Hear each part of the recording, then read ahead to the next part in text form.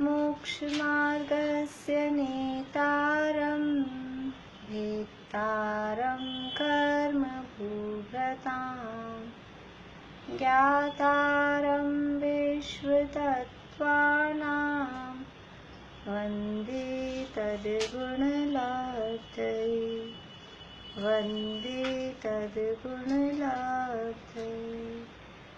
मोक्षमार्ग के नेता एवं कर्म पर्वतों के भेदक और विश्व के सब तत्वों के ज्ञायक चेतन संवेदक सद्गुण आप समान प्राप्त हो यही भावना भाकर दे विनय पूर्वक करूं वंदना बारंबार जिनेश्वर देव बारंबार जिनेश्वर देव। तत्वार्थ सूत्र का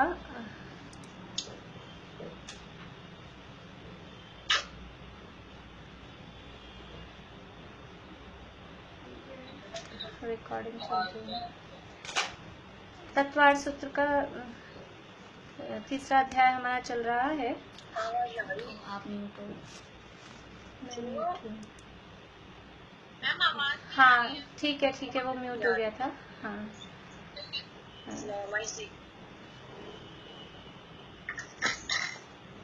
जी मिनिमाइज नहीं हो रहा, इसमें रिकॉर्डिंग चल रही है।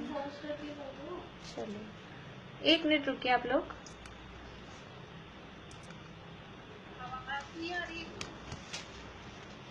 आवाज नहीं आ रही। ठीक है।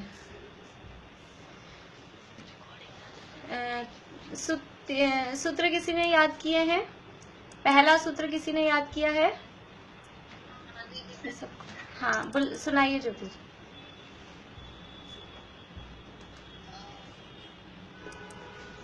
रत्न शर्करा बालुका तमो महात्मा प्रभा भूमियो घनाम्बो वाताकाश प्रतिष्ठा सप्ताह बोधन। बढ़िया, बहुत अच्छा। और कोई सुनाएंगे? सूत्र में क्या शब्द है? तमो महातमः प्रभा। तो वो तमो है ना। सूत्र में हमको कुछ चेंजेस नहीं करना है। जो उमा स्वामी आचार्य ने जो लिखा है उसको उसी रूप में हमको बोलना है।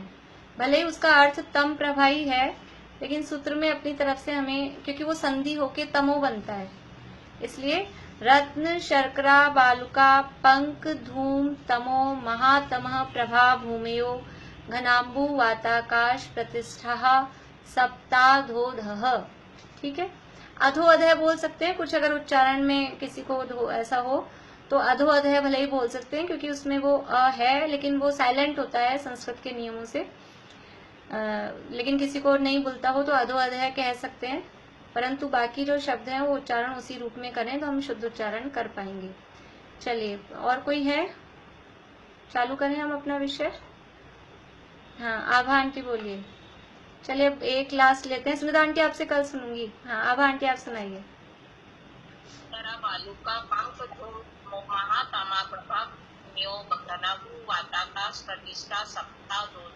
बढ़िया। ये अधोलोक की चर्चा हमने शुरू की है। ये देखिए जीव निरंतर कुछ ना कुछ परिणाम करते हैं, उसके फलस्वरूप कर्म बंधते हैं। कोई जीव पाप करते हैं, कोई जीव पुण्य करते हैं, और यहाँ हमको ऐसा दिखाई देता है कि समझ लीजिए बहुत पाप करता है, अन्याय नीति झूठ चोरी ये सब करता है, फिर भी उसके पास बहुत रुपया पैसा धन दौलत ऐसा दिखाई देता है। और कोई जीव बेचारा ईमानदारी से रहता है, फिर भी उसके पास में ज्यादा कुछ सुविधाएं नहीं दिखाई देती है। तो जो जीव पाप कर रहा है उसका फल वो कहाँ जाके भोगेगा। और किसी चीज ने एक व्यक्ति को मारा, समझ लीजिए किसी ने एक व्यक्ति को गोली से मारा, और किसी आतंकवादी ने 100 को मारा, किसी ने 1000 को मारा। अब यहाँ क्या फल है उसका? जिसने एक जीव को मारा, एक मनुष्य को मारा, उसका क्या फल, और जिसने 100 को मार दिया उसका क्या फल? हमारे जो कानून व्यवस्था है उसमें क्या फल होगा। एक को मारा है तो भी ज्यादा से ज्यादा बड़ी सजा क्या हो सकती है, बड़ी से बड़ी सजा होगी तो फांसी की सजा, मृत्युदंड। और जो 100 को मार दिया, 1000 को मार दिया, उसके लिए भी क्या सजा है, उसके लिए भी यही है। मृत्युदंड से ऊपर तो कोई और सजा है नहीं, उसके लिए भी मृत्युदंड ही है। तो फिर ये जो जीव इतना पाप करता है, वो पाप का फल का कहीं हिसाब तो होना चाहिए ना। इसका तो हिसाब ही नहीं रहा। फिर कोई सोचे कि चलो एक को तो मार ही दिया, मारे जाओ, पाप करते रहो, अब पाप तो हो ही गया अपने से, तो करे जाओ। ऐसा नहीं है, जो जितना पाप करता है उसको उतना फल भुगतना भी पड़ता है। तो ये पाप का फल भोगने का स्थान कहाँ है, वो पाप का फल। और इसी तरह से पुण्य का भी फल समझ लीजिए कि कोई जीव, पुण्य के भी अलग अलग लेवल हो सकते हैं। जैसे पाप के लेवल हैं, वैसे पुण्य के भी अलग अलग लेवल हैं। तो पुण्य के लेवल का, वो पुण्य का फल भोगने का स्थान कहाँ, और पाप का फल भोगने का स्थान कहाँ। तो ये ऐसे यहाँ स्थानों की चर्चा, जीव कहाँ कहाँ किस तरह से अपने पुण्य पाप का फल भोगते हैं, वो चर्चा यहाँ लोक की रचना के माध्यम से हम देख रहे हैं कि पाप का फल भोगने का स्थान है वो नरक कहलाता है, जहाँ जीव अपने पाप का फल भोगता है। जिसने एक खून किया, एक हत्या की, और जिसने 100 हत्या की, या सप्त व्यसन किए, व्यभिचार किया, मांस भक्षण किया, अब उसका क्या फल है कि वो सारा फल जाके नरक में, नरक स्थान ऐसा है, वहां जाके उसका बराबर पूरा हिसाब वहां होता है। तो ये नरक कहाँ है वास्तव में, ये नरक है, इनकी जो भौगोलिक स्थिति है, फिजिकल पोजीशन किस जगह पर है। तो लोक की रचना में हमने देखा था कि ये लोक में नीचे अधोलोक है, मध्य लोक के नीचे, और मध्य लोक के नीचे का हिस्सा ये इस तरह की आकृति वाला ये अधोलोक है। हम थोड़ा बड़ा अधोलोक को बनाते हैं, हमें अधोलोक को समझना है। ये यहाँ मध्य लोक है और ये नीचे का पूरा हिस्सा अधोलोक है। अब ये अधोलोक में, और ये अधोलोक भी पूरा वही 3 डायमेंशन में, 3 डायमेंशन मतलब उसमें लंबाई, चौड़ाई, मोटाई, कोई इस तरह का आप समझ लीजिए ऐसा कोई डब्बा हो अपने पास में। मैंने सोचा भी, लेकिन जितने भी डब्बे होते हैं वो सब या तो चौकोर होते हैं या आयताकार होते हैं। इस तरह की शेप वाला कोई डब्बा समझ में नहीं आया। ऐसा कोई हमारे पास डब्बा हो तो उसमें लंबाई, चौड़ाई, मोटाई तीनों चीजें हैं। ऐसा ही इस आकृति का अधोलोक है। अब ये अधोलोक ऊपर से नीचे तक कितना है कि ये टोटल पूरा जो लोक था वो पूरा लोक था 14 राजू ऊंचा, और ये बीचों बीच है मध्य लोक। तो इस मध्य लोक से ऊपर भी 7 राजू है, और इस मध्य लोक से नीचे भी ये टोटल 7 राजू इसकी हाइट है, ऊंचाई है। ये 7 राजू ऊंचा है, और चौड़ाई कितनी है तो ये नीचे अलग है और यहाँ ऊपर अलग है। तो चौड़ाई इसकी अलग अलग टाइप से है। नीचे चौड़ाई वही 7 राजू है, और ऊपर जो मध्यलोक की तरफ है वहां चौड़ाई 1 राजू ही है। और अंदर डेप्थ कितनी है, मोटाई में जाएंगे हम, गहराई कितनी है तो गहराई अंदर पूरी, क्योंकि पूरे लोक की ही मोटाई सब जगह से 7 राजू है, तो ये अधोलोक की भी अंदर जो गहराई है, मोटाई है, वो 7 राजू है। अब ये अधोलोक में 7 नरक पृथ्वियां, 7 पृथ्वियां हैं। पहले हम पृथ्वियां समझे, 7 पृथ्वियां इस पूरे अधोलोक में हैं। इस तरह से ये जो 7 राजू का जो ये है पूरा 7 राजू लंबाई वाला, इसमें एक एक राजू के गैप से एक एक पृथ्वी है, एक एक राजू के गैप से एक एक पृथ्वी है।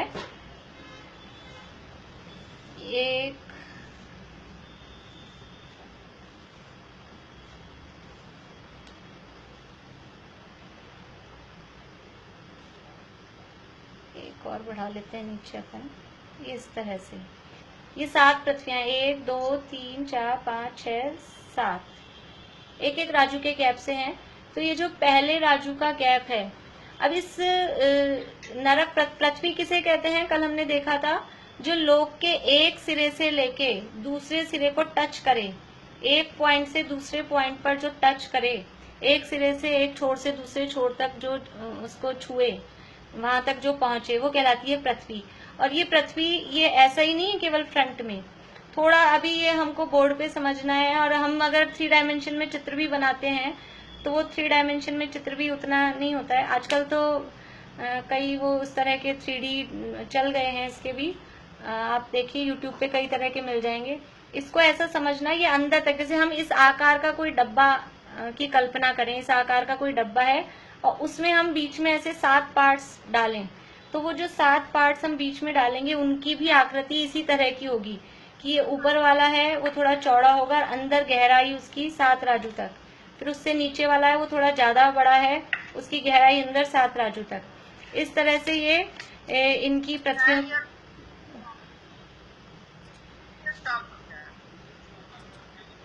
पृथ्वियों की इस तरह की रचना है। अब इस जो ये लोक है, ये यहाँ बीच में है त्रस नाली, 1 राजू चौड़ी, ये 1 राजू की चौड़ाई है और कुछ कम 13 राजू की ये यहाँ त्रस नाली है, यहाँ तक है। अब इस त्रस नाली के बीच में ये जो नरक पृथ्वियों के स्थान है, इस नरक पृथ्वियों के स्थान में वहां नारकी जीव रहते हैं। तो जहां नारकी जीव रहते हैं इसलिए उनको हम नरक पृथ्वियां कह देते हैं। वास्तव में ये 7 पृथ्वियां हैं, लेकिन इनके बीच में नारकी जीव भी पाए जाते हैं। तो ये कल हमने इनकी मोटाई देखी थी कि जो पहली नरक पृथ्वी है, पहली नरक पृथ्वी है 1,80,000, पहली पृथ्वी 1,80,000 योजन मोटी है और उस 1,80,000 योजन की मोटाई वाली जो पृथ्वी है उसके 3 भाग हैं। देखिए अपने पुस्तकों में भी जिनके पास बुक्स हैं वो निकाल सकते हैं, 139 पेज है।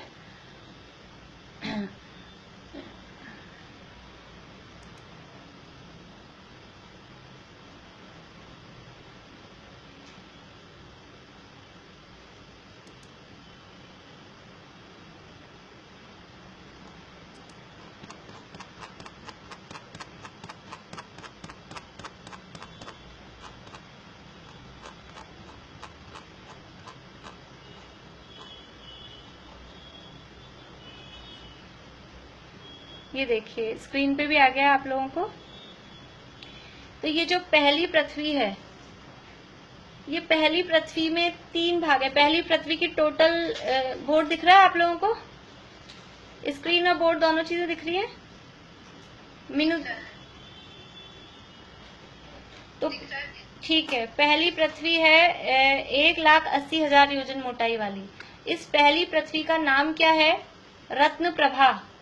रत्न प्रभा नाम की पृथ्वी है, ये पृथ्वी है और इस पृथ्वी की मोटाई है 1,80,000। यद्यपि ये पूरा इतना मोटा पृथ्वी नहीं है, लेकिन अभी हम समझने के लिए वो पृथ्वी तो एक्चुअल में बस ये समझ लीजिए इतनी है, पृथ्वी का एरिया तो इतना ही है और बाकी नीचे हमने कल देखा था, नीचे फिर वातवलय हैं और उसके नीचे आकाश भी है। लेकिन अभी हम, क्योंकि फिर यहाँ ज्यादा हमको जगह नहीं रहती है, इसलिए हम इतना अभी पूरी ये पृथ्वी समझ रहे हैं। इस पृथ्वी के 1,80,000 योजन हिस्से में 3 भाग हैं, 3 भाग। पहली भूमि, पेज नंबर 139 पे बीच में, पहली भूमि 1,80,000 योजन मोटी है, इसके 3 भाग हैं। यहाँ पढ़ रहे हैं हम, यहाँ पे पहली भूमि 1,80,000 योजन मोटी है, इसके 3 भाग हैं। पहला है खर भाग, दूसरा है पंख भाग, तीसरा है अबहुल भाग। पहले भाग का नाम है खर भाग, दूसरे भाग का नाम है पंख भाग और तीसरे भाग का नाम है अबहुल। ये 3 भाग हैं इस 1,80,000 योजन मोटाई वाली जो हिस्सा है, उसके 3 पार्ट्स हैं।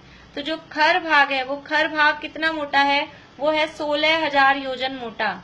योजन बताया था आप लोगों को, एक योजन होता है 2,000 कोस का। यहाँ जो देखिए योजन भी 2 टाइप के होते हैं, एक बड़ा योजन होता है और एक छोटा योजन होता है। शास्त्रों में उसे व्यवहार योजन और प्रमाण योजन कहते हैं, हम हमारे शब्दों में बड़ा योजन और छोटा योजन ऐसा कहते हैं। प्रमाण योजन है वो बड़ा योजन है, व्यवहार योजन है वो छोटा योजन है। तो जितनी भी अकृत्रिम रचनाएं होती हैं, अकृत्रिम रचनाएं बड़े वाले योजन से, प्रमाण योजन से नापी जाती हैं। तो प्रमाण योजन में 2,000 कोस का 1 योजन होता है। 2,000 कोस इज इक्वल्स टू 1 योजन। और 1 कोस कितना होता है कि लगभग 3 किलोमीटर का 1 कोस होता है। तो 1 योजन हो गया करीब अपना 6,000 किलोमीटर का। तो 3 किलो, हाँ जी, हाँ, तो 1 योजन है वो 3 किलोमीटर का है। हाँ 3 किलोमीटर बोला ना मैंने। तो ये जो खर भाग है वो 16,000 योजन मोटा, 16,000 योजन मोटा है। पंख भाग है वो 84,000 योजन मोटा है। और अबहुल भाग है वो 80,000 योजन मोटा है। ये तीनों की इसकी मोटाई बताई और तीनों को प्लस करेंगे, 16 प्लस 84 1 लाख और 80,000, तो 1,80,000 योजन ये पूरी पहली जो पृथ्वी है रत्न प्रभा उसकी मोटाई आई है। अब इनमें रहता कौन है, खर भाग में क्या है, पंख भाग में क्या है और अबहुल भाग में क्या है। तो खर भाग में देखिए, इससे थोड़ा सा ऊपर वाला पैरा देखिए। खर भाग में राक्षस को छोड़कर शेष 7 प्रकार के व्यंतर और असुर कुमार को छोड़कर शेष 9 प्रकार के भवनवासी देव रहते हैं। हम समझ रहे थे कि अधोलोक में केवल नारकी रहते हैं, लेकिन ऐसा नहीं है, अधोलोक में देव भी रहते हैं। और ये जो पहली पृथ्वी है, इस पहली पृथ्वी के 3 भागों में से ऊपर के 2 भाग में देव रहते हैं। देव 4 प्रकार के होते हैं। अगला जब अध्याय हम पढ़ेंगे, चौथा अध्याय, वहाँ हम डिटेल में देखेंगे। अभी सामान्य रूप से देखें, देव 4 प्रकार के होते हैं, भवनवासी, व्यंतर, ज्योतिष और वैमानिक। जिन लोगों ने छड़ाला पढ़ी है, वहाँ छड़ाला में भी ऐसे हमने 4 प्रकार के देव पहली ढाल में देखे थे कि भवनवासी, व्यंतर, ज्योतिष और वैमानिक ये 4 प्रकार के देव होते हैं। तो इन 4 प्रकार के देवों में से हम सोचते हैं देव नाम सुनते ही सारे के सारे ऊपर स्वर्ग में जाके रहते होंगे, लेकिन ऐसा नहीं है। इन 4 प्रकार के देवों में से 3 प्रकार के देव वो यहीं रहते हैं कि ऊपर जो स्वर्गों में, जिसे हम स्वर्ग ऊपर इशारा करके कहते हैं, वहाँ केवल एक टाइप के देव रहते हैं, वो होते हैं वैमानिक। अब जो भवनवासी और व्यंतर हैं, भवनवासी और व्यंतर देवों का मूल निवास स्थान यहाँ अधोलोक में, हमारे से भी नीचे, इस पृथ्वी से नीचे जो अधोलोक है, वहाँ अधोलोक में इन भवनवासी और व्यंतर देवों का मूल निवास स्थान है। इसके अलावा वो अपनी इच्छा से मध्यलोक में कहीं भी घूम सकते हैं, वो अलग मैटर है, लेकिन मूल निवास स्थान इनका अधोलोक में पहली पृथ्वी में है। और जो ज्योतिष देव हैं, वो ज्योतिष देव हमारे यहाँ मध्यलोक में ही, जो ये सूरज चांद तारे आदि दिखाई देते हैं, मध्यलोक में ही है, ये ज्योतिष देव होते हैं। तो सारे के सारे देव ऊपर ही स्वर्गों में रहते हो, ऐसा नहीं है। तो ये जो 2 प्रकार के, 4 प्रकार के देवों में जो 2 प्रकार के हैं, भवनवासी और व्यंतर। अब भवनवासी देव होते हैं 10 प्रकार के और व्यंतर देव होते हैं 8 प्रकार के। उनके सारे नाम वाम सब चौथे अध्याय में आएंगे, अभी हम ज्यादा उनके नाम में नहीं जा रहे हैं। तो उन 10 प्रकार के भवनवासी में से 9 प्रकार के भवनवासी और 8 प्रकार के व्यंतरों में से 7 प्रकार के व्यंतर, वो रहते हैं ऊपर वाले पार्ट में, खर भाग में। देखिए, खर भाग में राक्षस को छोड़कर शेष 7 प्रकार के व्यंतर और असुर कुमार को छोड़कर शेष 9 प्रकार के भवनवासी देव रहते हैं। ये हुआ खर भाग में। अब पंख भाग में कौन रह रहा है कि जिनको छोड़ा था, राक्षस नाम के जो व्यंतर देव हैं और असुर कुमार नाम के भवनवासी देव, ये रहते हैं पंख भाग में। राक्षस और असुर कुमार पंख भाग में रहते हैं। कुछ व्यंतर तीर्थों, पर्वतों, खंडरों, समुद्रों और वृक्षों आदि पर मध्यलोक में भी रहते हैं। व्यंतर भी कुछ मध्यलोक में रहते हैं, कुछ भवनवासी भी मध्यलोक में रहते हैं, लेकिन इनका मूल निवास स्थान यहाँ अधोलोक में है। तो ये तो बड़ी ट्रेजेडी हो गई उन लोगों के साथ में, बने तो हैं देव और वहां नरक में रहना पड़ रहा है, तो वो कितने दुखी होते होंगे।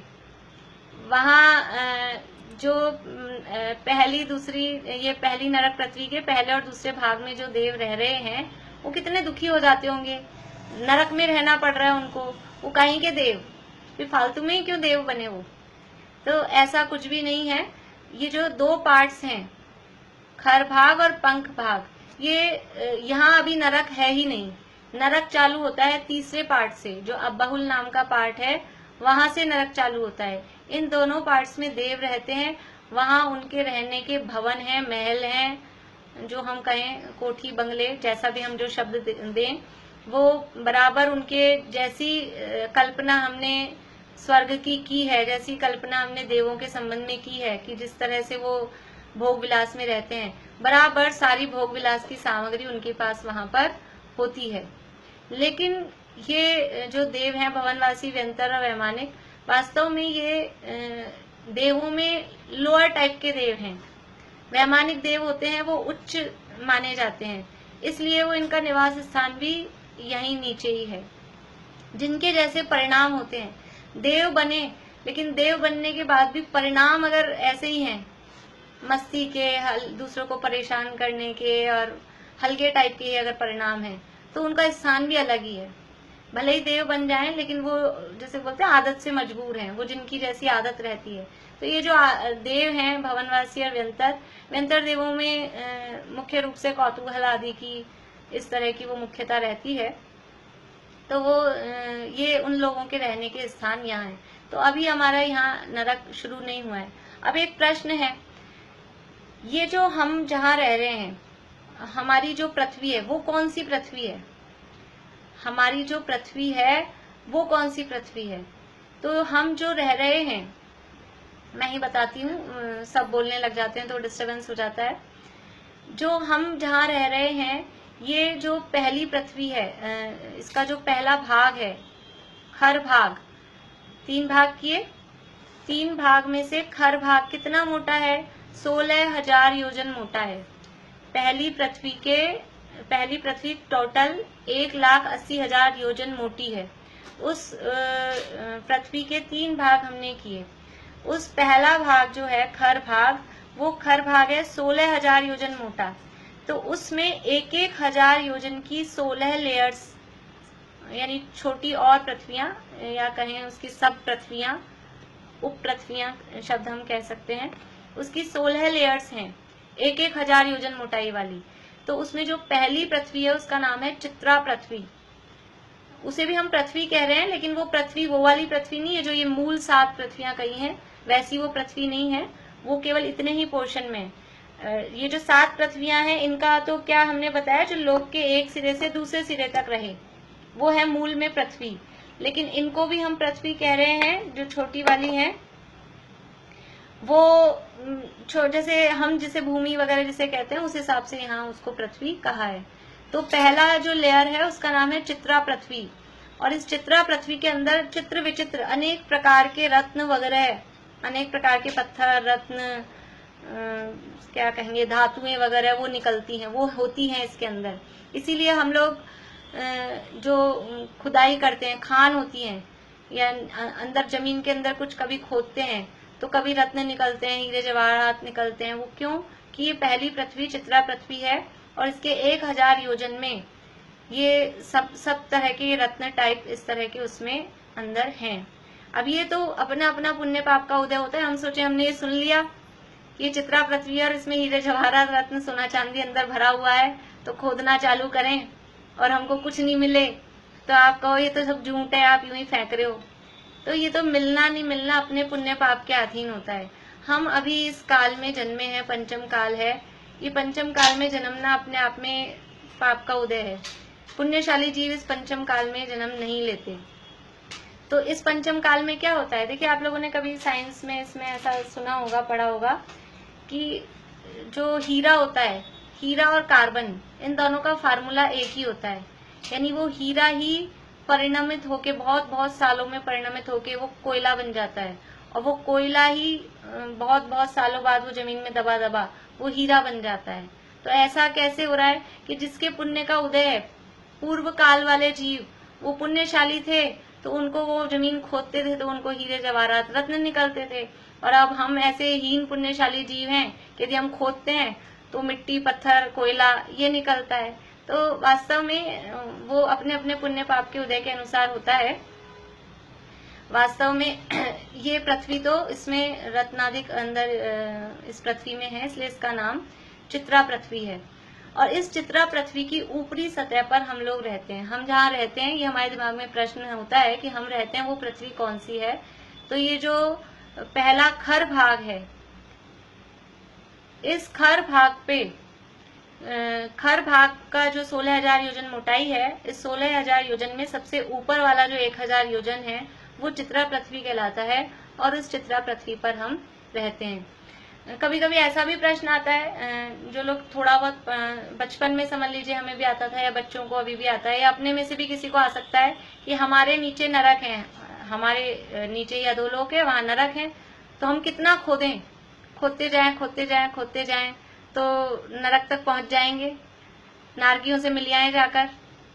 तो हम कितना भी खोदें, हम इस 1000 योजन से ज्यादा नहीं खोद सकते, ज्यादा से ज्यादा खोजेंगे, क्योंकि नरक तो अभी चालू ही नहीं हुआ। अभी तो ऊपर खर भाग है, फिर पंख भाग है, उसके बाद में नरक है। और इतनी हमारी एबिलिटी नहीं है कि हम उतना, ये जो 16,000 योजन की खर भाग है उसको हम खोद सकें।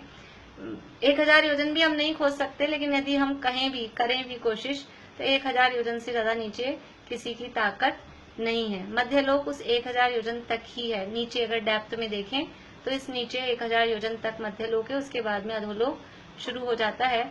और इस तरह से कोई भी मनुष्य अथवा तिर्यंच नीचे नरक में नहीं जा सकता है। अब हमको नरक में जाने की क्या इच्छा है? बहुत बार नरक में जाके आए हैं, और वहाँ नरक में भी जाने की कोई इच्छा हो सकती है किसी को? कोई ऐसा हो सकता है कि नरक में जाएं और परिणाम नहीं सुधारेंगे तो बराबर नारकी बन के नरक में पहुंच ही जाने वाले हैं।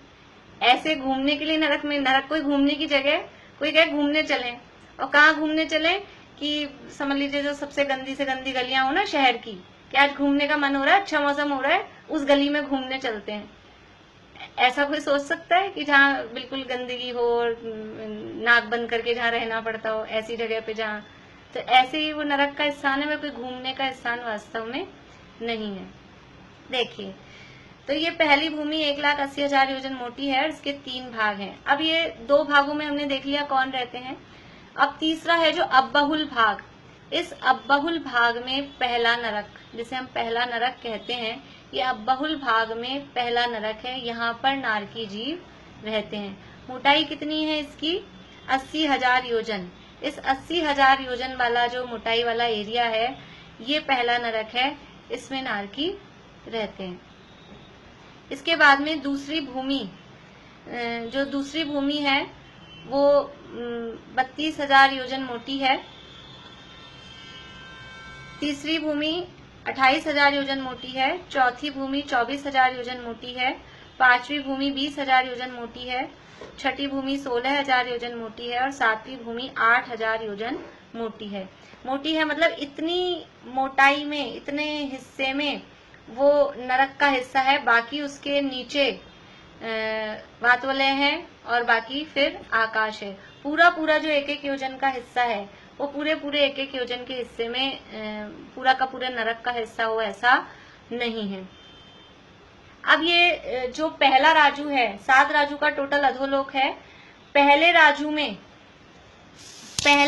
में पहला और दूसरा 2 नरक हैं पहले राजू में, और इसके बाद में जो तीसरा नरक है वो 1 राजू में, चौथा 1 राजू में, पांचवा 1 राजू में, छठा 1 राजू में और सातवां 1 राजू में। इस तरह से 6 राजू होते हैं। और जो 1 राजू बचा नीचे का जो 1 राजू बचा है, नीचे का 1 राजू वाला हिस्सा है, उसमें कोई भी त्रस जीव नहीं रहते। वहां केवल मुख्य रूप से निगोदिया जीव और स्थावर जीव रहते हैं। इसे बोलते हैं कलकल पृथ्वी या कलकल भूमि। कलकल भूमि इसे कहते हैं। और यहाँ केवल स्थावर जीव अथवा निगोदिया जीव रहते हैं, और जो सूक्ष्म बादर सभी प्रकार के जीव यहाँ पर रहते हैं। यहाँ कोई भी त्रस जीव, नीचे का जो 1 राजू का हिस्सा है वहाँ कोई भी त्रस जीव नहीं पाए जाते हैं। ये सातों ही भूमियां वापस अपनी पुस्तक में आ जाई है। ये सातों, देखना, ये सातों भूमियां घनोदधि वातवलय, घन वातवलय, तनु वातवलय और आकाश के आधार से स्थित हैं। अर्थात सभी भूमियां घनोदधि वातवलय के आधार से स्थित हैं। घनोदधि वातवलय घन वातवलय के आधार से स्थित है और घन वातवलय तनु वातवलय के आधार से स्थित है। तनु वातवलय आकाश के आधार से स्थित है और आकाश स्वयं के आधार से स्थित है। इस तरह से ये समझ लीजिए रचना किस तरह की है वो बात अपनी हुई। अब नरक की भूमियों में होने वाले बिल, नरक में कितने कितने बिल हैं देखिए वास्तव में। हाँ बोल, कौन सी आवाज? सबसे नीचे वाले को कलकल बोल रहे हैं। हाँ, तो रसातल भूमि, रसातल नाम, आवाज नहीं आ रही। हाँ एक, हाँ, रसातल, रसातल किसको बोलते हैं? रसातल नाम तो मैंने नहीं सुना है, हो सकता है इसी का नाम हो। हाँ बोलिए पारुल।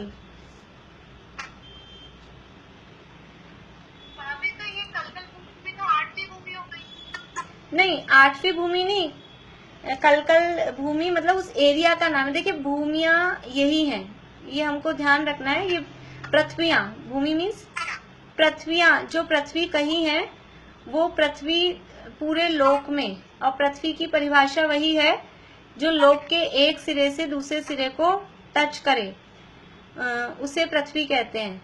तो वो पृथ्वियां तो केवल 8 ही हैं। ये 7 है वो अधोलोक में है, और 8वीं है वो ऊर्ध्वलोक में है। ये पृथ्वियां तो यही हैं। इसके अलावा भी अब हमें यहाँ पर समझ लीजिए हमारी जो सड़क है, हमारी जो जमीनें हैं, उनको क्या कहेंगे, उसे भी हम पृथ्वी कहते हैं। तो वो सब कहने के लिए पृथ्वी है, लेकिन यहाँ जिस पृथ्वी की बात चल रही है वो पृथ्वी वो नहीं है। अब उसको कलकल पृथ्वी कहें, कलकल भूमि कहें, अब वो वैसे नाम है उनके, लेकिन वास्तव में वो पृथ्वियां जो कही गई हैं, बड़ी मेन जो कही हैं, वो नहीं है।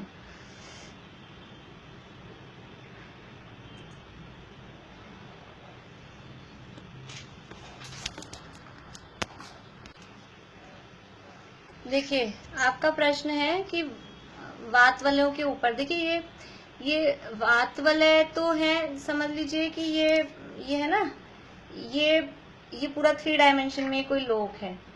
तो वात वलय यहाँ चारों तरफ है, आगे पीछे, इस साइड, ऊपर नीचे, इस साइड, सब जगह वात वलय है। तो वो नीचे तो वात वलय है वो अलग है, और उसके अलावा जो नरक की पृथ्वियां हैं उसके नीचे वात वलय वो अलग है। और ये जो कलकल भूमि है, अब ये जो वात वलयों के ऊपर का जो एक राजू का हिस्सा है, वात वलय है, ये समझ लीजिए इसका कवर का बाउंड्री दिख रही है थोड़ी सी आपको, ये गोल्डन टाइप की, ये समझ लीजिए वात वलय है। अब इस वात वलय के ऊपर का जो थोड़ा सा हिस्सा है वो है कलकल, मतलब वो एक राजू का जो हिस्सा है वो है कलकल पृथ्वी, कलकल भूमि, जो भी शब्द अपन उसको कहें वो समझ लीजिए। वात वलय, वो 6 राजू का ये 7 नरक में डिवाइड। हाँ, ऊपर का 6 राजू है वो 7 नरक में डिवाइड हुआ है। शुरू के 2 नरक वो एक राजू में है, और बाकी सारे नरकों के लिए एक एक राजू पूरा पूरा है। तो वो 6 राजू में 7 नरक डिवाइड हुए, और एक राजू का हिस्सा जो बचा है वो पूरा, उसको नाम कलकल भूमि है। कहीं कहीं उसको पंच गोलक निगोद ऐसा शब्द आपको मिलेगा, लेकिन एक्चुअल में सही वो शब्द है उसको कलकल भूमि, मतलब वहां पर केवल एक इंद्रिय जीव, स्थावर जीव रहते हैं, उसके अलावा कोई त्रस जीव वहां पर नहीं पाया जाता है। अब ये जो और हाँ बोलिए ज्योति जी, बोलिए, टोटल 7 राजू, जोर से बोलिए थोड़ा। जो टोटल 7 राजू है नरक का, वो ये 7 पृथ्वी और कलकल इनमें डिवाइडेड है। हाँ हाँ, अधोलोक का जो 7 राजू है वो 7 नरकों में और इस कलकल भूमि में सबको मिलाकर 7 राजू है।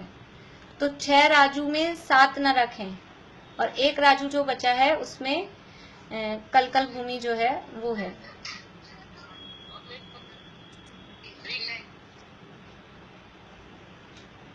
आगे बढ़े। ये सुमेरु पर्वत फिर ये इसके ऊपर आएगा, खरमात के ऊपर।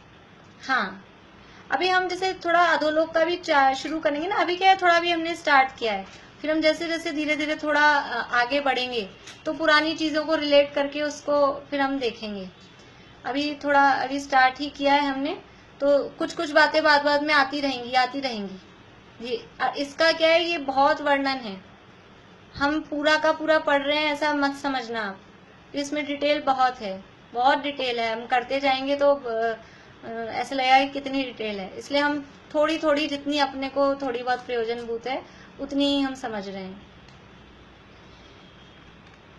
मतलब डिटेल इतनी है कि वात वालों के सारे साइज अलग अलग वो बताते हैं, उनके कलर बताते हैं। इसी तरह से इन पृथ्वियों में फिर कितना कितना आगे से कितनी चौड़ी है, पीछे से कितनी गहरी है, सबकी सारी डिटेल है। और भी बहुत बातें हैं, उतनी सारी डिटेल में अपने को नहीं पढ़ना है। थोड़ी बहुत ये जो संख्याएं, लंबाई चौड़ाई भी हम मोटी मोटी सी देख रहे हैं, बहुत ज्यादा हम नहीं देख रहे हैं। अभी देखिए दूसरा सूत्र हम पढ़ते हैं आज, ताकि हमको बोलने का भी अभ्यास हो जाए। नरक की भूमियों में होने वाले बिल। अब ये नरक तो है, वास्तव में हम बोलते हैं 7 नरक हैं, लेकिन एक्चुअल में नरक 7 नहीं है। एक्चुअल में है नरक कितने हैं वो यहाँ बताने वाले हैं। ये 7 तो है नरक की पृथ्वियां, और इन नरक पृथ्वियों में होते हैं बिल।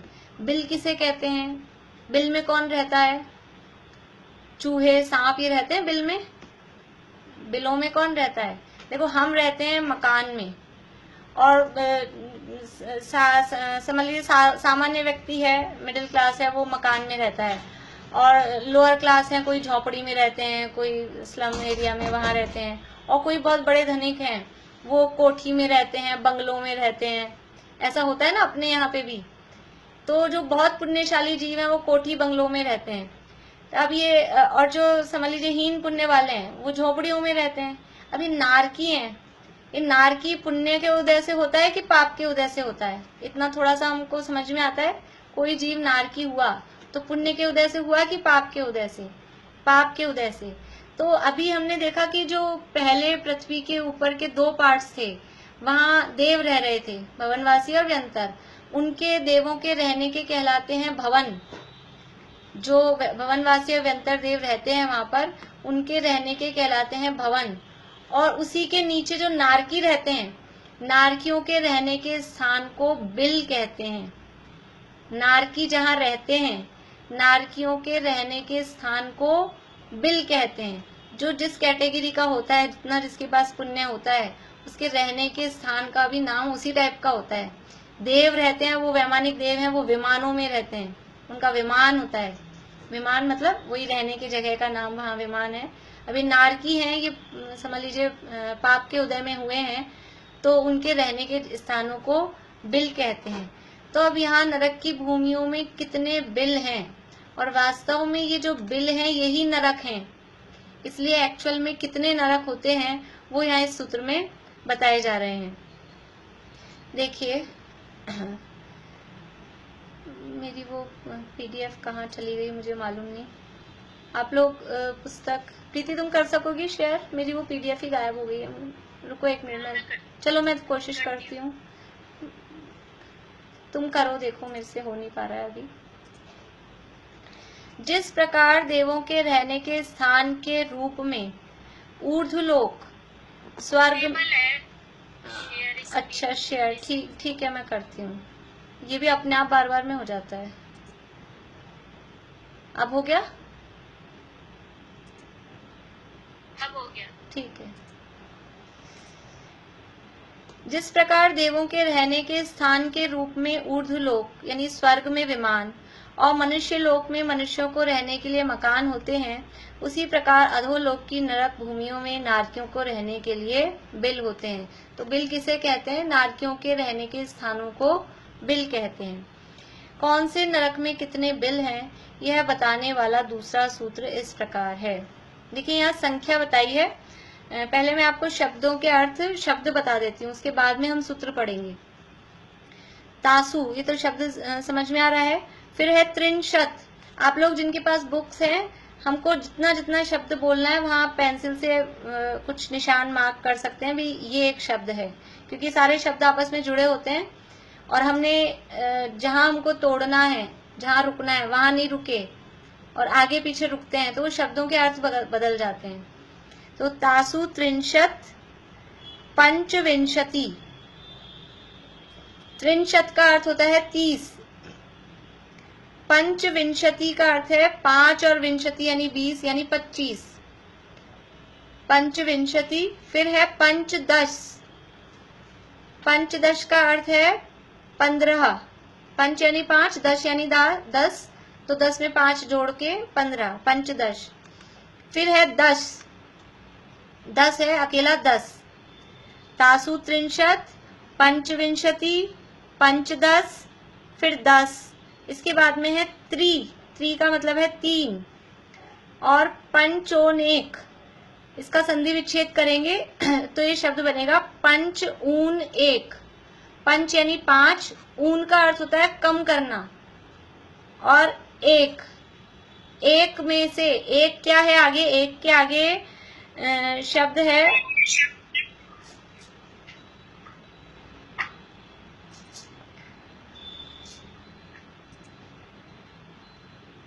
एक के आगे शब्द है नरक शत सहस्त्राणी। तो नरक को भी छोड़िए, शत सहस्त्राणी, शत यानी होता है 100, और सहस्त्राणी का अर्थ होता है 1000। तो 100 गुणा 1000 कितना होगा, 100 में 1000 को गुणा करेंगे तो कितना आएगा, 1 लाख। 1 लाख। तो अभी कल भी हमने देखा था कि सूत्र हैं और सूत्रों में शॉर्ट में बात की जाती है। तो यहाँ ये जो 1 लाख शब्द है, ये 1 लाख शब्द सबके साथ लगाना था।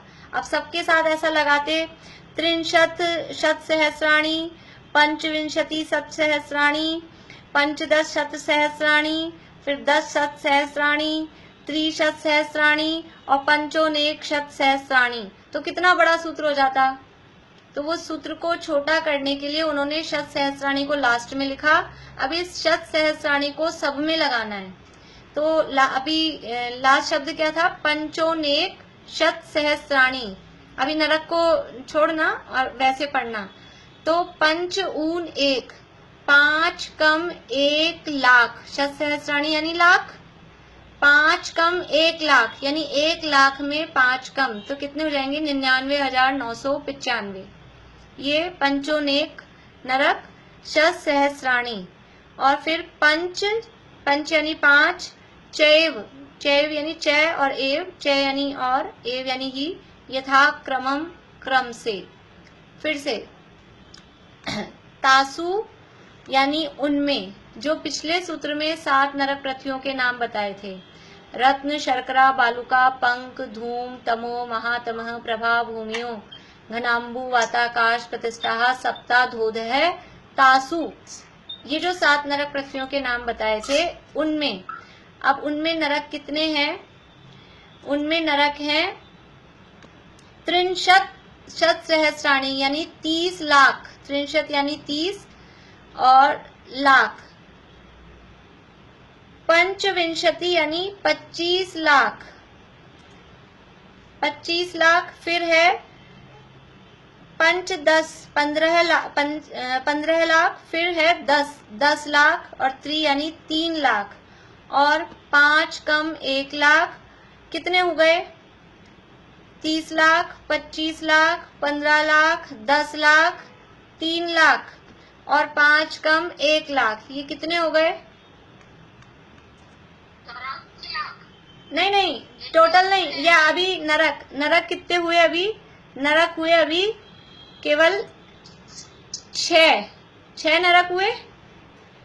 30 लाख पहले में, 25 लाख दूसरे में, 15 लाख तीसरे में, 10 लाख चौथे में, 3 लाख पांचवे में, और 5 कम 1 लाख 99,995, ये हुए 6 नरक। अब 7वें नरक में कितना है, तो कह रहे हैं पंच, 7वें नरक में केवल 5 ही बिल हैं। 7वें नरक में 5, यथा क्रमम, क्रम से लगाना है। वो जो नरकों के पृथ्वियों के नाम हमने बताए थे, तो इनमें पहले में क्रम से, पहले में 30 लाख, दूसरे में 25 लाख, इस तरह से क्रम से इसको लगाना है। अब देखिए, अब मैं बुलवाती हूँ, बोलना है आप सभी को। तासु त्रिंशत, पंचविंशति, पंचदश, इतना बोलिए।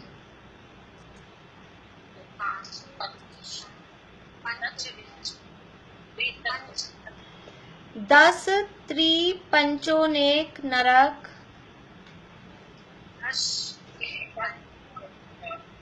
शत सहस्त्राणी, पंच चैव, यथाक्रमम, तासु त्रिंशत् पंचविंशति पंचदश दश त्रि पंचोनेक नरक। बोलिए।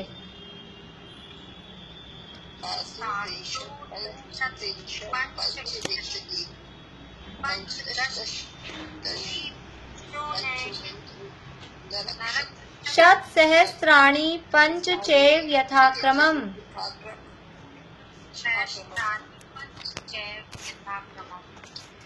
अब पूरा सूत्र एक बार बुलवाती हूँ। तासु त्रिंशत् पंचविंशति पंचदश दश त्रि पंचोनेक नरक शत सहस्राणि पंच चैव यथाक्रमम्।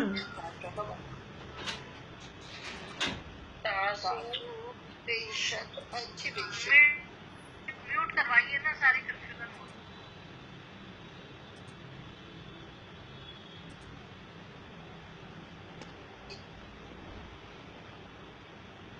अर्थ देखिए।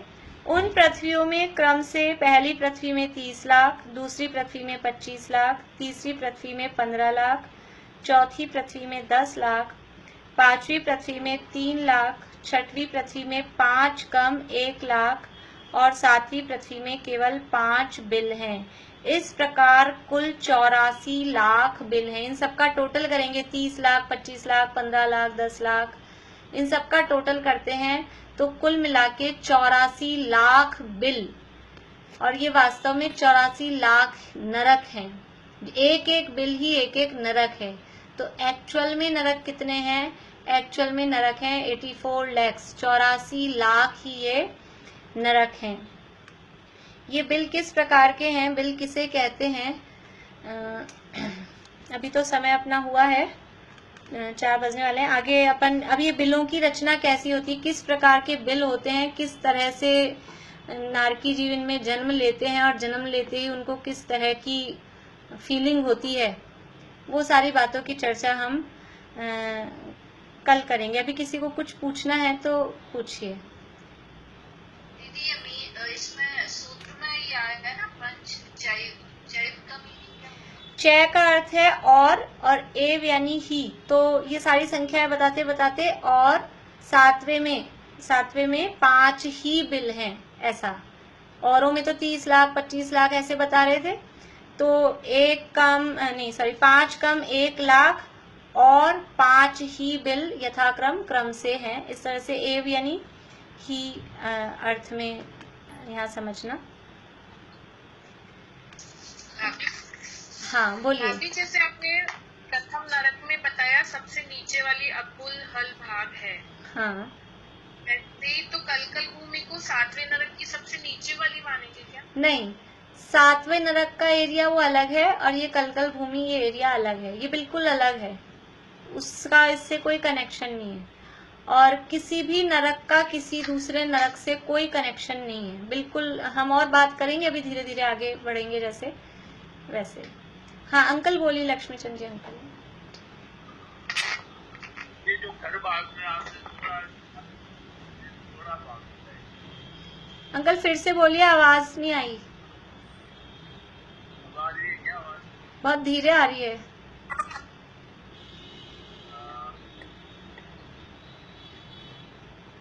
हाँ थोड़ा जोर से बोलिए आप। आपने घर भाग में 16,000 जो योजन है उसमें 16 भाग बताए। तो सबसे ऊपर चित्रा जिसमें हम रहते हैं, क्या हम भी उसके ऊपर रहते हैं या चित्रा के अंदर रहते हैं? चित्रा के अंदर नहीं रहते, हम चित्रा के ऊपर रहते हैं। हम तो मध्यलोक में रहते हैं, वो भूमि नीचे है। तो वो चित्रा की मोटाई जो 1 योजन है, उस 1 योजन की, जैसे ये उंगली है हमारी, ये उंगली जितनी मोटी है उसके ऊपर यहाँ है। मैं इस मोटाई के अंदर हम नहीं रह रहे, यहाँ ऊपर रहते हैं। वो 16 जो बाकी के लोग म्यूट हो जाइए। हाँ बोलिए। 16 जो पट्टियां हैं जहाँ पे आपके घर भाग में राक्षस जाति को छोड़ करके और असुर कुमार को छोड़ करके जो देव रहते हैं, तो 16 पट्टियों के पास में फिर कहाँ मिलेंगे चित्रा वगैरह के? आप ये पूछना चाह रहे हैं वो देव कहाँ रहते हैं इन 16 में से?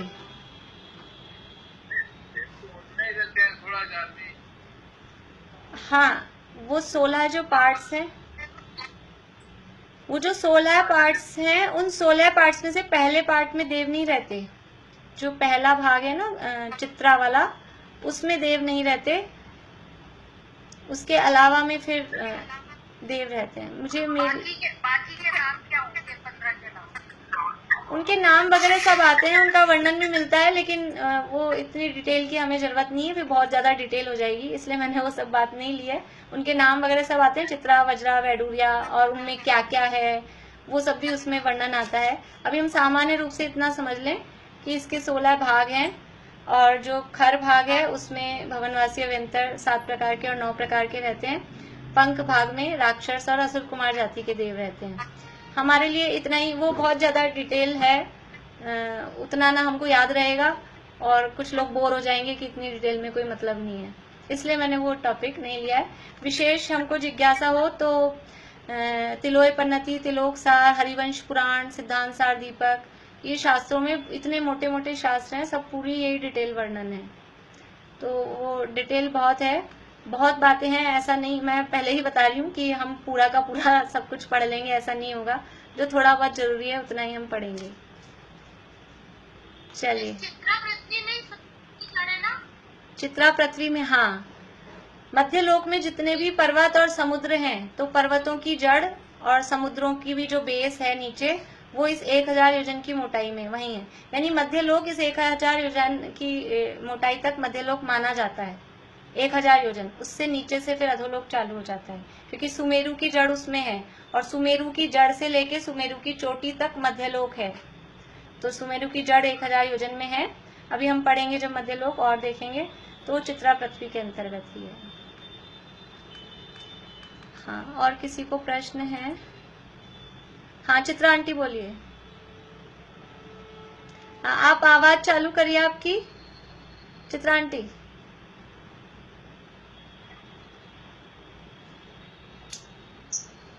हाँ बोलिए। अब आ रही? हाँ, अब आ रही है। हाँ, आ रही है। खातिका भूमि किसे कहते हैं? खातिका भूमि तो समौशरण में होती है।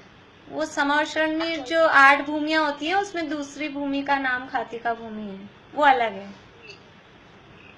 ये जो पहला और दूसरा नरक है, वो एक योजन में मांगे है दोनों नरक? हाँ, पहला और दूसरा जो नरक है वो एक योजन की एरिया में है। और वो उसमें दूसरे नरक के नीचे का वो बात गलत भी आ गए, और दोनों नरक भी मांग गए एक ही योजन? हाँ हाँ, उस एक योजन, एक योजन नहीं, एक राजू में, एक राजू में, एक राजू में, हाँ, एक राजू में दोनों। हाँ, 16 भूमिया, तो 16 तो इसके पार्ट, और फिर दूसरा नरक, और बीच में वो बाट वाला, हाँ, सब एक में आ गए। बहुत बड़ा होता है राजू, बहुत बड़ा होता है, बहुत बड़ा हिस्सा होता है। लेकिन फिर दूसरा तीसरा नरक तो बहुत बड़े बड़े हो गए। नहीं नहीं, बड़े नहीं है ना। देखिए, नरक वही है जो नरक पृथ्वियां कही गई ना, उनकी जो मोटाई बताई है 32,000 योजन, 28,000 योजन, ये जो मोटाई बताई है ना, अपने पुस्तक में भी दी थी यहाँ पीछे। तो जो पहला नरक है उसकी तो 32,000 है। नहीं, पहला जो नरक है एक्चुअल में, जो अब्बाहुल भाग है, वो 80,000 योजन मोटा है, वो है एक्चुअल में पहला नरक। देखिए अपना 139 पेज पे, किसी को जल्दी हो तो आप लोग निकल सकते हैं जिनवाणी स्तुति बोल के, बस 1-2 मिनट में ही पूरा करते हैं, ये प्रश्न का उत्तर हो जाए। ये जो पहला नरक है वो है अब्बाहुल भाग, वो अब्बाहुल भाग है 80,000 योजन मोटा, और उस 80,000 योजन की मोटाई में पहला नरक है। और उसके बाद जो हिस्सा बच रहा है एक, हाँ, इसके बाद में फिर वातवलय है, फिर आकाश है, उसके बाद में दूसरी नरक पृथ्वी है, वो दूसरी नरक पृथ्वी है 32,000 योजन मोटी। तो ये जो 32,000 योजन की मोटाई है, इसमें नरक है, और उसमें भी हम कल देखेंगे कि पूरे के पूरे 32,000 योजन की मोटाई में नरक नहीं है। उसमें ऊपर कुछ योजन छूटता है, 1,000 योजन ऊपर, 1,000 योजन नीचे, फिर बीच में पटल होते हैं। पूरी की पूरी जितनी मोटाई दी है उसमें नरक नहीं है, लेकिन सामान्य रूप से भी हम कहें तो ये जो मोटाई कही है इसमें नरक है, एक राजू के पूरे हिस्से में नरक नहीं है। एक एक राजू का पोर्शन हमने दिया, तीसरे नरक, चौथे नरक, 5वें नरक के लिए एक एक राजू का पोर्शन हमने दिया, लेकिन उस एक राजू के पूरे पोर्शन में केवल इस पृथ्वी की जितनी मोटाई है, उस मोटाई वाले हिस्से में ही नरक है। नरक के जो बिल हैं और उनके जो पटल वगैरह हैं वो उसमें ही है। हाँ, ज्योति जी बोलिए, समय। हाँ, मेरा भी हाँ, क्वेश्चन है। जैसे पहला भाग हो गया वो बनी हो जाता, वो एक राजू हो गया, पहला भाग, छह ना, मतलब पहला नरक एक राजू हो गया। पहला नरक एक राजू में नहीं है, पहला और दूसरा दोनों मिलकर एक राजू में है।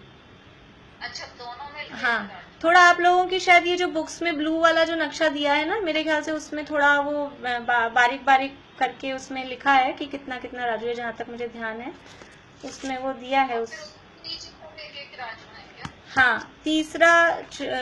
तीसरा नरक के लिए एक राजू, चौथे के लिए एक राजू, पांचवे के लिए एक राजू, छठे के लिए एक राजू, सातवें के लिए एक राजू, ऐसे फिर एक एक राजू। अच्छा, मेरे को भी यही हो रहा था, मतलब ऐसे पहला दूसरे में एक राजू, फिर एक एक राजू। हाँ हाँ, पारुल बोलो। भी बना हुआ है 3 लोग का चित्र। हाँ मध्य लोक से लेकर और एक राजू तक की जगह पे 2 नरक आते हैं। हाँ, मध्य लोक से लेके एक राजू, बिल्कुल ऐसा ही। मध्य लोक के नीचे का जो एक राजू है उसमें 2 नरक है, ऐसा ही। चलिए, और कोई आप लोगों के प्रश्न रह गए हो तो लिख के रख लीजिए ताकि आप भी भूले नहीं। कल हम स्टार्टिंग में जिनके कुछ रह गए हो अब बाद में उठ जाएं तो कल स्टार्टिंग में अपन प्रश्न पहले कर लेंगे आज के विषय के संबंध में, फिर आगे बढ़ेंगे।